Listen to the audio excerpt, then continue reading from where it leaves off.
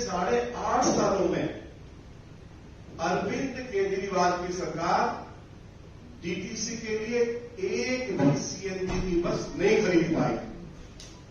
और आज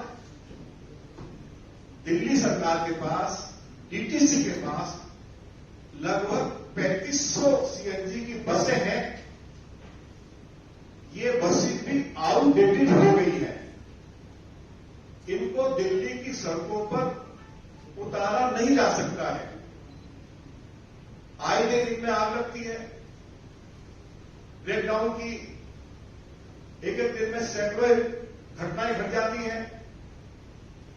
और दूसरी तरफ अरविंद केजरीवाल 2013 की बात हो, चाहे 2015 की बात हो, चाहे 2020 का चुनाव हो, तो दिल्ली के लोगों को यही आश्वासन दिया था कि हम दिल्ली को वर्ल्ड क्लास ट्रांसपोर्ट सिस्टम देंगे।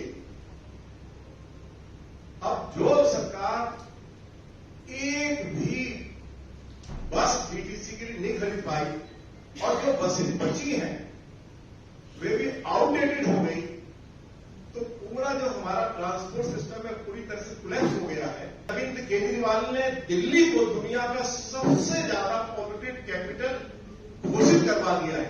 WHO ने किया, अभी हाल ही में जो स्टडी हुई है उसमें भी दिल्ली को दुनिया का सबसे ज्यादा पॉल्यूटेड कैपिटल घोषित किया गया है। तो श्री नरेंद्र मोदी जी को दिल्ली को लेकर इस बात की भी चिंता है कि दिल्ली में जो इतना पॉल्यूशन बढ़ गया है इसको कैसे कम किया जाए। तो अभी 700 बसें दे दी हैं, कुल 1200 बसें देनी है।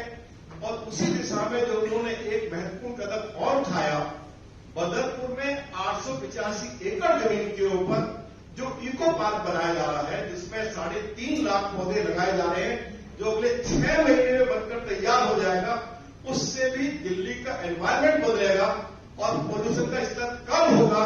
हम अंत में मोदी जी के प्रति धन्यवाद करना चाहते हैं कि उन्होंने दिल्ली में बढ़ते हुए प्रदूषण को कम करने के लिए दिल्ली के चारों तरफ पेरिफेरल रोड बनाई, जिसके ऊपर 3700 करोड़ रुपया खर्चा हुआ।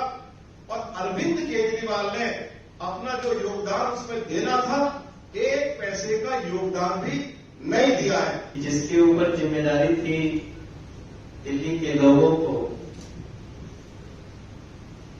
अच्छे ढंग से ट्रांसपोर्ट की व्यवस्था देने की, वो सिर्फ क्रेडिट चोर बन के रह गया है। जिसके ऊपर जिम्मेदारी थी दिल्ली की जनसंख्या के अनुसार 11,000 बसें देकर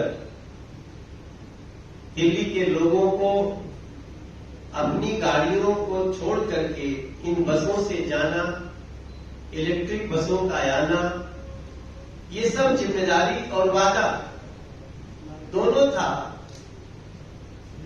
उस झूठे व्यक्ति के द्वारा जो दिल्ली को भ्रमित करके दिल्ली के मुख्यमंत्री पद पे बैठ गए। अरविंद केजरीवाल जी एक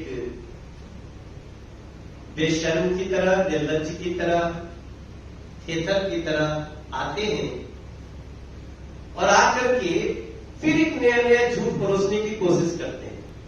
अरविंद केजरीवाल जी का क्रेडिट लेने के लिए झगड़ा करना ये कोई बड़ी आश्चर्य की बात नहीं है, लेकिन आज उन्होंने स्वयं ही अपने को एक्सपोज कर दिया है।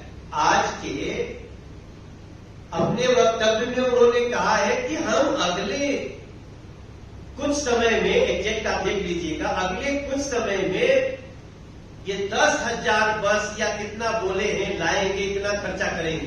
तो भैया अभी तक क्या किया था? 10 साल तो हो गया। 2013 में उस राज उनकी सरकार बना करके आप देखिए तो 10 साल तो पूरा है उनका।